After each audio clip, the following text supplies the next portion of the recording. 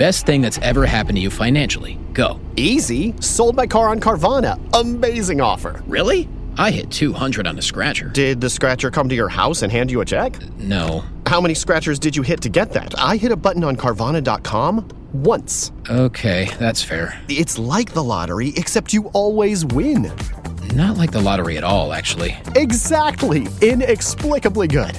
Offers worth bragging about. Sell your car today on Carvana. Pickup fees may apply.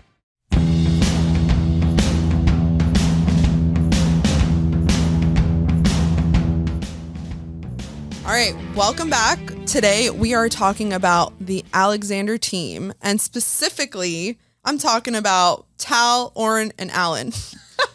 You're talking about the Alexander team like they're still fucking realtors. Like, these are terrible people that we're talking about today. I was like, how am I going to say? I want something different. I want a cool new intro. No way, man. You're like, that was so bad. No way. You want to redo your intro or no? No, I think that's hilarious. Okay, good. Fine. We're going to stick with this. I'm like, this is so funny to me.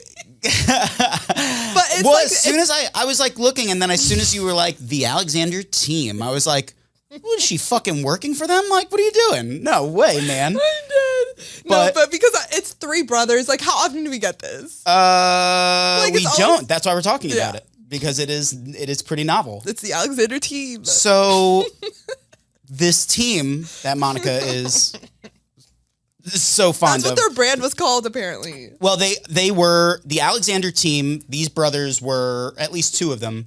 Were real estate brothers. Two were twins. They were real estate. Yes, they were big time real estate sellers. They were selling like celebrity real estate people. Yeah, they were selling like uber luxury properties to the rich and famous. Yeah. Young guys, handsome guys, attractive, and they lived a life of, they themselves were partying, and they had a lot of money, and we oftentimes see situations like that turn bad when we would look at some of these cases. Like, you see that these people have, and what I mean by that is you see these people have power that goes almost unchecked, and they start to behave in a way that is horrible. And that's what you see in a lot of the different cases that we address. Specifically with these three brothers, the three of them were all charged with sex trafficking. Certain charges included sex trafficking with minors. Yeah. And this is not your typical sex trafficking case. When we think about a normal sex trafficking case, we're thinking about, the movie Taken, or we're thinking about people being brought in shipping containers and then sold to other people. This is something completely different. You've got three brothers that are making a lot of money and are partying and hanging out with the rich and famous people of the world. Yeah. They were also like same idea, targeting similar situated women. Well, similarly situated to them, right. Because what's interesting in this case, as opposed to some of the other cases we've dealt with, is these were not like your typical vulnerable woman that's got some other thing. A lot of these girls had it all, resources, and they had their lives together. Yeah.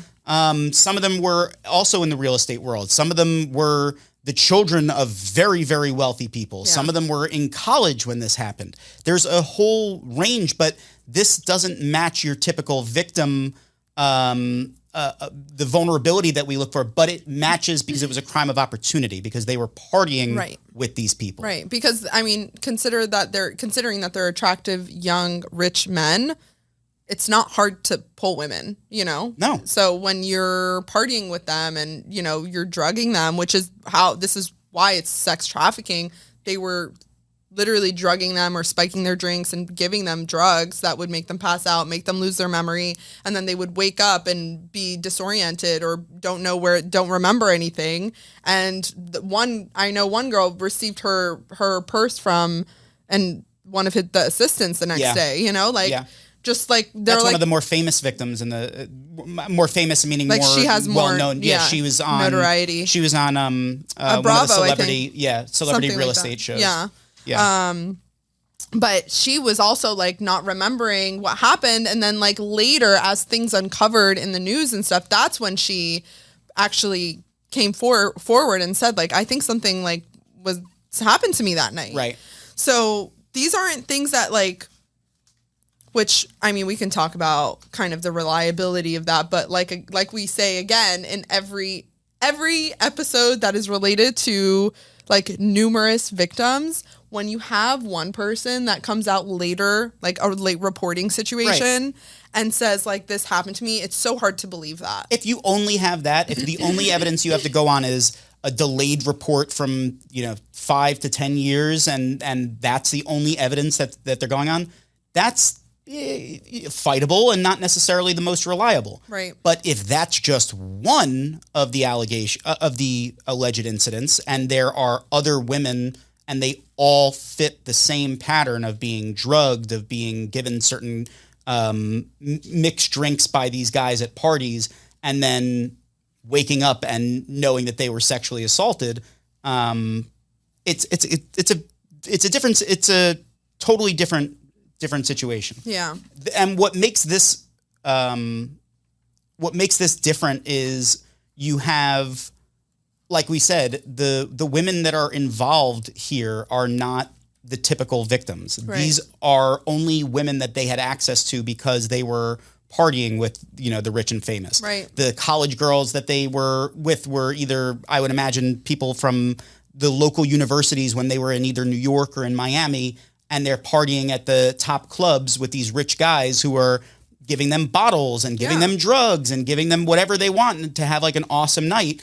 And meanwhile, these guys are basically predators, right? Literally. That's what they're doing. And they were bragging about it online and in text messages amongst each other that they were doing these things. Like, this isn't something that they were, like, I feel like they thought they were in like the locker room, like having locker room talk, but like publishing it for the world to see. This is not locker room talk. This is like, well I beyond. think that's what they think. That's how they were operating. They were like, oh, we have it all. Like how that, else? But the you feel untouchable. The audacity to drug somebody else and then to while they're incapacitated to take advantage of them sexually is just disgusting, right? And it's so depraved, and it's so like, it's just some of these women went out for a fun night with friends, and then the fact that they wake up and they don't remember any of these things that happened to them, they just know that something happened to them. Like, that's horrible and so scary. Yeah. Like, it's violating. Correct. And the prosecutors in this case were able to really show that their style of recruitment for these women were the same. They would meet them at parties. They would meet them at events, luxury events or off of dating apps. Right. And they were meeting, upper echelon women that had a lot going for them. And they want to hang out with, the different celebrities and rich and famous people. They all hang out together and they party together and they do. And it's enticing to be pulled into that world if you're not somebody from that world and you want to get involved and you want to party and have fun. These guys are using it as grooming. Yeah. And they're taking their victims, each night they can have a different victim, and which that's is like why the mentality. Trafficking. That's exactly why the way you like laid it out is exactly why sex trafficking. Because when before the episode started, I was saying like I don't think of these scenarios when I'm talking about sex trafficking. Or when we're talking about it, I think of Epstein, Diddy, like movement of people across state lines for the purpose of like trafficking people, right? But like when it's this overall scheme and you have sex trafficking under the federal statute, you can, if it's involving minors, if it's drugging the victims, like these things fit the definition of sex trafficking under the federal law. So just because maybe like the scenario looks different doesn't mean that it's not still sex trafficking. But I found the woman's name, Tracy Tudor, who we were referring to earlier, that was on Bravo's $1 Million Listing Los Angeles. And she filed a lawsuit when she recalled all these events after everything came to light, accusing Oren Alexander of drugging and sexually assaulting her at a 2014 recruiting event. So she sued him this year in 2026 for something that happened back in 2014. And she said that there was a pink cocktail that she remembers drinking and blacked out and later woke up naked and injured in a hotel room. And that's the next day her purse was returned to her by Alexander's assistant. So that is like kind of like, obviously the late reporting is really kind of the big like issue here. But like we said, when it's multiple people. And her facts line up with exactly what his MO, their MO is and what happened. Exactly. Yeah. And you talked about it. I mean, one of the other things was there were minors involved. It wasn't just women they were meeting, and maybe it was women they were meeting at parties, but they had minors involved and they were sharing, videos of things that happened at these parties. Yeah. The videos allegedly of the assaults that they saved and they had and they were sharing. It's just a level of thinking you won't get caught and you're so untouchable that you can just do these things. Yeah. I mean, these guys are similar to Epstein, and their paths did cross. There are crossover with them. The events and things that they had gone to, like there's crossover, but I don't know. I mean, maybe who knows how much crossover? We don't have. Until more files come out, and we don't know. We'll find the Alexander team on there. Search for Alexander. Right? Yeah, search for Alexander brothers in the Epstein files. I'm sure that. But that's one of the things you talked about is you have the number of accusers coming out of the woodwork, and they are consistent with each other. And it's like we said, you can attack the credibility of one. You can attack the credibility of all of them, but you can maybe take down if it's just one or two or three accusers. But once there's so many and they're all the exact same story, it becomes difficult to do that. And we've talked about that with other cases. Right. There were 11 women that testified at trial against the brothers. Right. And that's difficult for a defense attorney to get up there and say all 11 of them are lying or all 11 of them are not credible. Maybe some are not credible. Maybe some are lying about certain things. But at the bottom line, there's that much smoke, there's fire. Right. And it's clear that what the strategy for the defense was in this case was never going to be that, every single one of these women is lying. What the strategy for the defense was in this case was that these were consensual incidents. Has to be. And was that they were just partiers and it's party culture and the drugging is all about party culture. And, but that's not that. Or that they willingly go to right, or they took something. Correct. They will, and I'm sure a lot of them did. Yeah. But that's that doesn't justify being sexually assaulted. Yeah, exactly. There's a lot of people that go out and party and take drugs and know they're doing that just because they think they're taking one drug versus being taken another. They're still being taken advantage of. They're still being harmed. Right. Yeah, I think that if they willingly took the drugs, that could create space for defense to say this is not sex trafficking under the federal law if there are no minors involved. Like take the minors out because those were, I think, from the evidence that was presented, and I'm assuming less than there were more victims. Like I think most of the victims were correct. I agree. The majority of the victims were of age. Yes, yeah. Correct. So like saying that it's consensual with them would actually be a legal defense. Right, and that the sex was consensual and that they took the drugs willingly. So I think that would take it out of the category of sex trafficking actually. So that's the government what the defense defense argued. Right. Yeah. Right. But it's not a complete unless the jury believed that it was consensual, it was not a complete bar. But here's the problem again.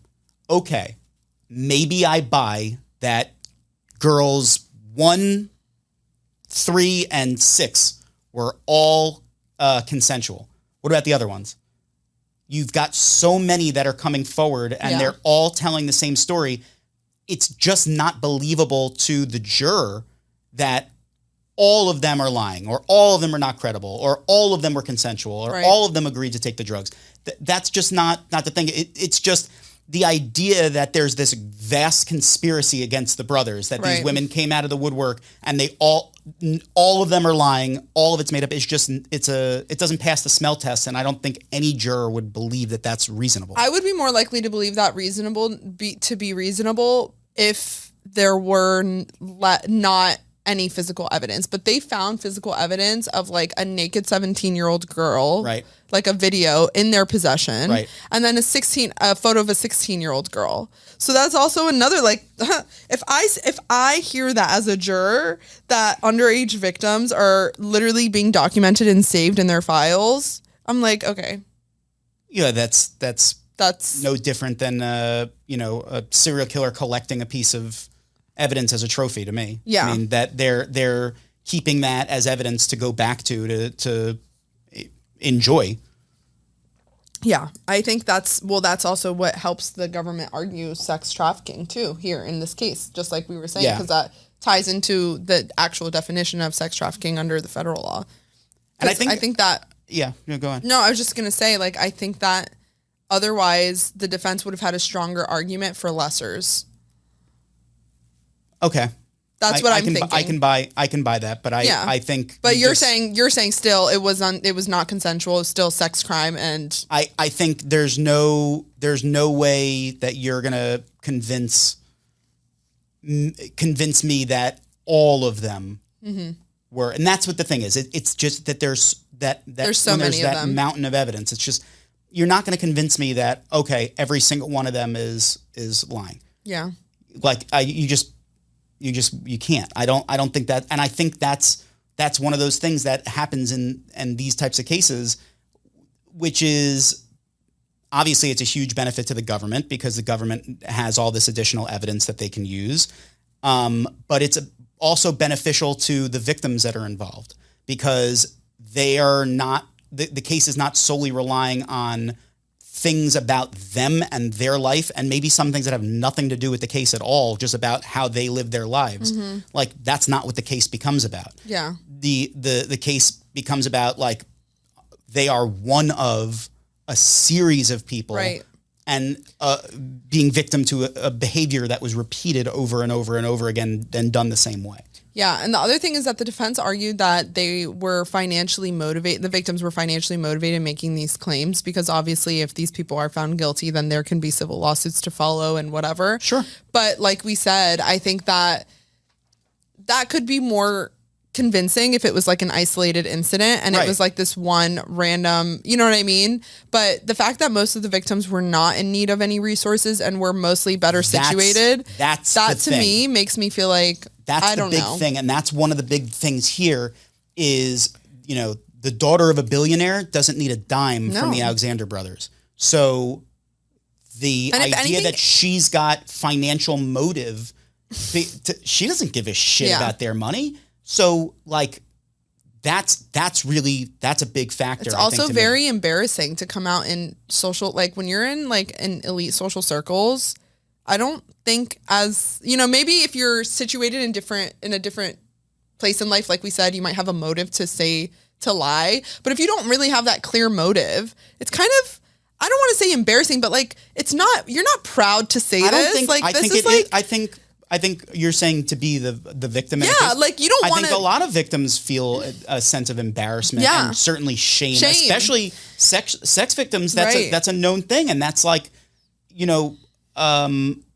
when the women in a case like this, who are all living, so they're all survivors, and they're all still having to deal with the repercussions of this after. And what I mean by that is they're not dead. Right. So when you have those victims, for the victim themselves, it's over. Right. For these women, they have to relive all these things. They have to relive, knowing that they woke up some morning and they were assaulted and don't know how it happened to them. That's part of the rest of their lives.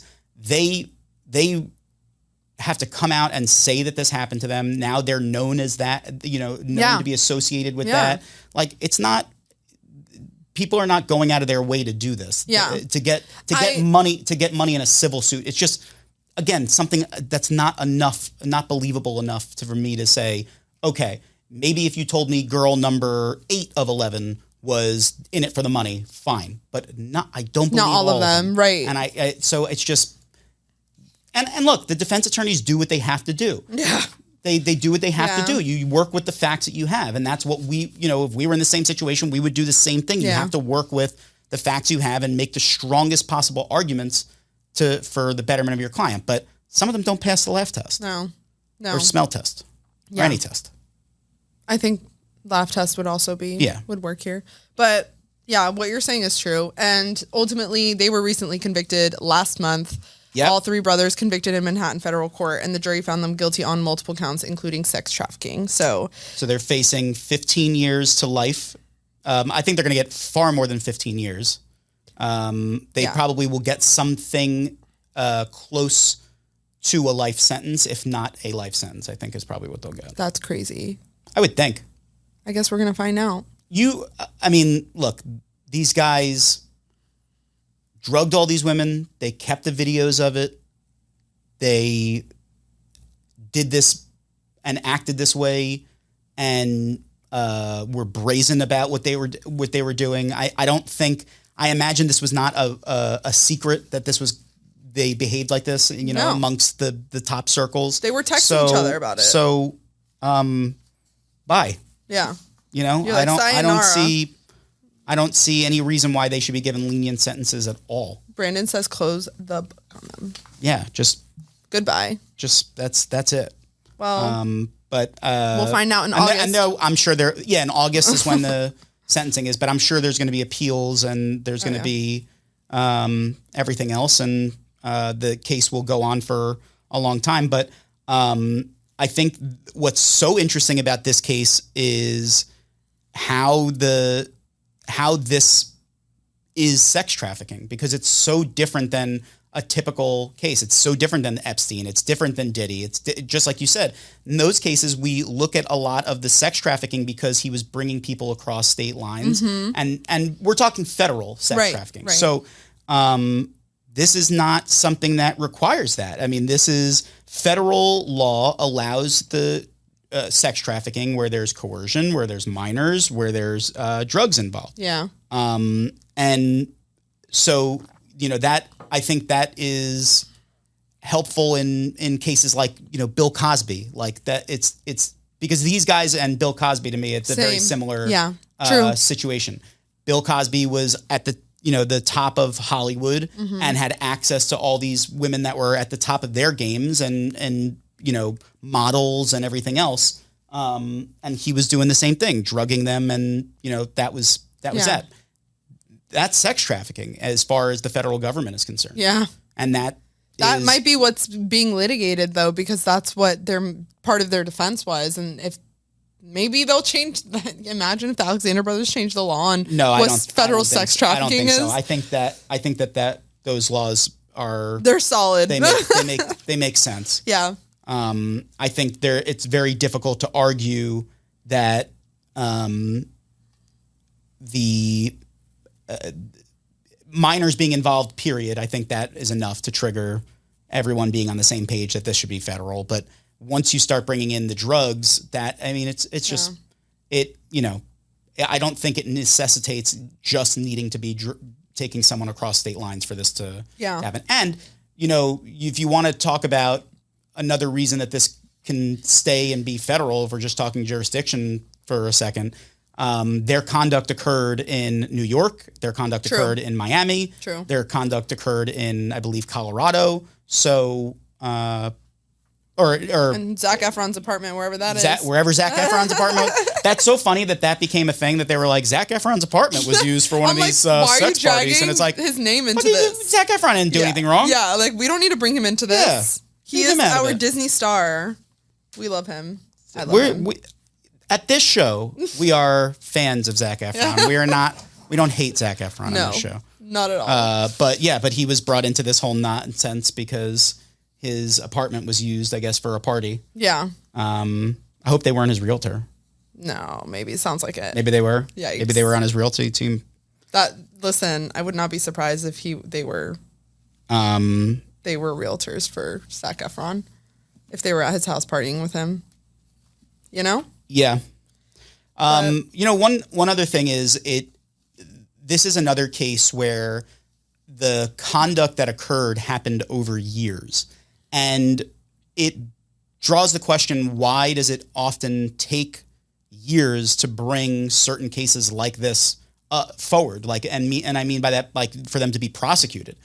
And a lot of that comes down to the evidence and when the evidence comes in and the technology available to decipher that evidence. There's a lot of late reporting here in this case. A lot of late reporting. So I think also, like,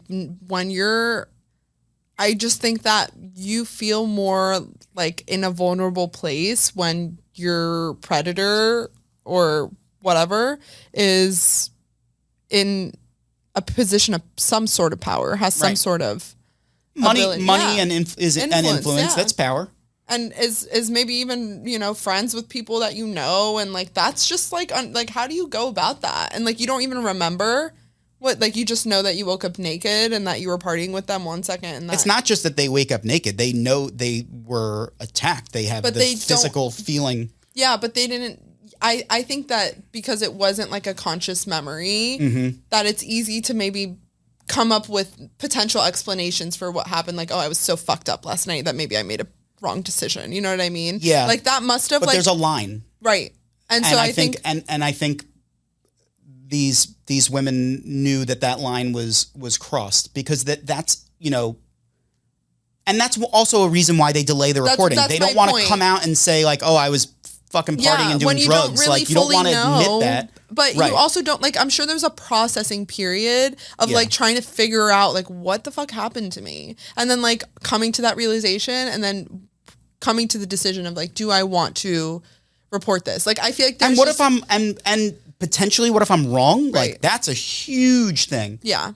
But I don't think, I think if it's a one-off, maybe. But like we said, again, time and time again, it was the same thing happening. So like I get, like, I'm not saying I'm a fan of late reporting because whenever I see a late reporting on any sort of case, I am on that as a defense. I'm like, why are you late reporting that? Because it's a way to attack credibility. But here it just, I get it. It makes sense.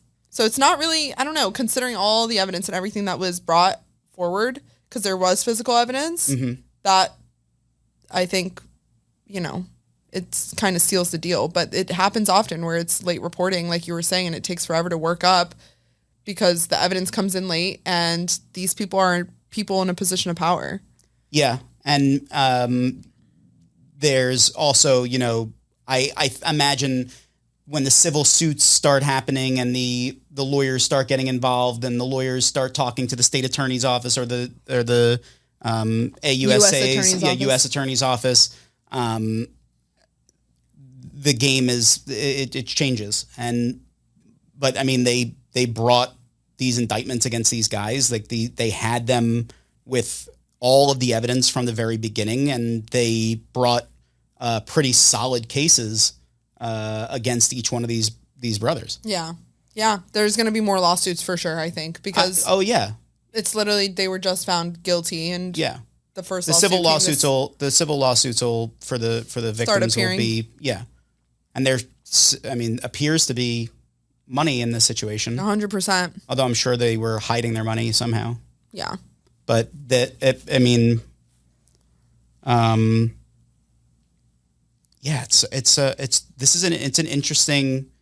interesting case because it's just different than what you're used to. Yeah. But I got to tell you, I wasn't surprised when I saw there was an Epstein tie.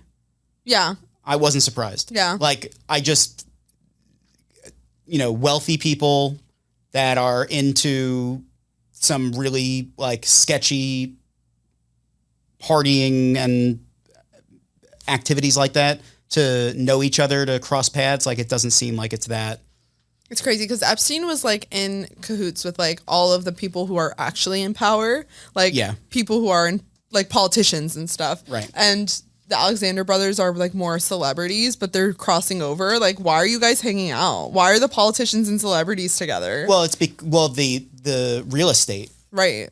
Because rich people need places to live. Yeah. And money is money, so it doesn't Exactly. matter what category of rich person you are. They're all looking for places to live, and they wanted to use these top tier guys. I mean, these guys were selling, millions and millions and millions of dollars worth of property. I mean, these were not. They were good at what they did. Yeah. But their clients were billionaires, literally. Right. Yeah. Right. And they had access to billionaire properties. They had access to, billionaire lifestyle. Without necessarily being billionaires, they had the access to all of that lifestyle. I mean, they were wealthy because you got a commission from They were very everything. wealthy. Yeah, so. And not for long, because that money is going to be Bye-bye. gone. Yeah. But for them, I imagine they're going to try to use as much of it on the appeal as they can. But I don't know I don't know how much they are paying their legal fees. You're like, I don't know how much they're paying their lawyers. I don't know what their legal fees are, but I can't imagine they have, well, they definitely don't have cheap lawyers, but I can't imagine that they have solid appellate issues. Yeah, no, that's what I was thinking like what the appellate issue would be, and it would likely be the part that's being the most litigated probably is the definition of what sex trafficking is. Like they're probably going to try to challenge that the most. Yeah, that's probably a big part of it. Yeah. But I don't think, like I said, even if the court were to find like certain issues with certain allegations, I think there's just so many allegations. Yeah, ultimately they can say it's harmless error. And there was 11 witnesses that testified at trial. Just like we were saying in other cases, there certainly were more victims than 11 victims. Yeah. We know there was probably 100%. hundreds of victims. Yeah. And if there were that many, a lot of those people are never going to come forward, but they know that these guys are no longer able to do that anymore. Well, oftentimes, even in discovery and an investigation, there's way more witnesses involved. And then when it gets to trial time, it's like narrowed down more. So True. I'm sure even in discovery and in leading up to this, there was probably more and people were unresponsive, not answering or whatever. Like these are the witnesses that are willing to come to court and testify. Yeah, that's like yeah. That's a really, really good point. Could have been hundreds of witnesses. And then it came down to whoever testified at trial, so the investigators and then these 11 women. Yeah. Yeah, I mean, crazy. Solid evidence for. And unfortunately, the we can't watch these trials because I know because federal government doesn't let you do that. They don't let you. They don't record federal cases for us to watch online. So you have to wait till someone does like a goofy drawing. Or exactly. They have like courtroom drawings. Literally, and they're like, someone's like reporting only if it's an important case. Yeah. Reporting to the outside world like they were in Diddy, and I was like on the news, like waiting live for tweeting, live transcription. Like they would send in like a reporter in, and they'll be like transcribing everything that's going on, and then like there will be a reporter outside, like basically reviewing everything, be like, this is the news that we got. That's how I say connected with like everything in like federal court. That's like big. I'm like, shit. That's crazy. It makes me think of when they do the big like announcements on the verdicts. Yeah. You remember Michael Jackson when they did the Michael Jackson case and there was some guy released doves. Oh my God. I was dying laughing as soon as they found him not guilty. This guy released all these doves into the air. So where would he have released them if he was found guilty though? What would he have done with the doves? That's what I'm saying. Like, take his box of doves home. Gotta go. He had a box. This guy's standing outside the Michael Jackson trial with a box of doves. How do you know the case is going to resolve that day? That's the other thing. You don't know when how many days did he have to have these birds ready to go? Like the jury's deliberating for multiple days. He's like, well, gotta take my box of birds home in case tomorrow the verdict comes out. That needs to be on my, I need my one acquittal in my life. You need a guy outside with a box of doves and he releases the doves. I'd be like, every day of trial, you need to be outside with a box of doves. Somebody would just be like, it's way too hot in Florida to keep a box of doves. Call the Palm Beach Post. Oh man! Be like, come watch the box of doves be unleashed into the world. It's so funny to me. I don't know why, but I thought about that. That's such a badass thing. That's kind of cool. I want that in my life. Do you want fans that would do that for you? Who wants to be my dove releaser? Somebody that is a fan of this show. Just go and release doves at trial for Monica one day. It would be cool. But it's a funny video. Yeah. I'm pretty sure unless like I'm mixing videos together, but I'm pretty sure like Michael Jackson dances on top of a car after that trial also. So I don't know. I need to go but there's that Michael Jackson movie out now. Documentary. You're Not always putting documentary. me Excuse me, on. not a documentary. It's a movie, a motion picture about Michael Jackson's life. Nice. Haven't seen it, so can't really plug it. Say if it's good or bad. It may be good, maybe bad. Stay tuned. Maybe we'll talk about it again. Yeah. We could do an episode about Michael Jackson. Stay tuned We on could do an MJ episode about Michael Jackson. That would be cool. Yeah, I like that. Michael Jackson has had his share of cases. Legal trouble. Mm-hmm. Yes. Even his death was a legal case. Yeah. We can talk all about it. Yeah, we could talk all about Michael Jackson. Look at us using the end of this episode as a brainstorming session is just that's literally how we come double up with duty. That's how you co-work. That's right. 2 birds, 1 stone. That's amazing. So if you liked listening, make sure you like, comment, and subscribe. We're on all social media platforms. Come back with a warrant.pod. Leave us a 5-star review and subscribe to our newsletter. And if you didn't like listening to us, come back with a warrant.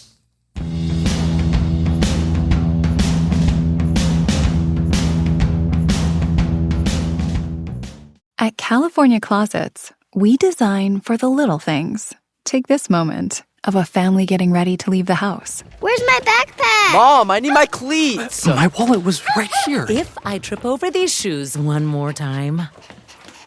And now, the California Closets version of that moment. Entryway and home storage solutions by designers who get you. California Closets. More room for what matters.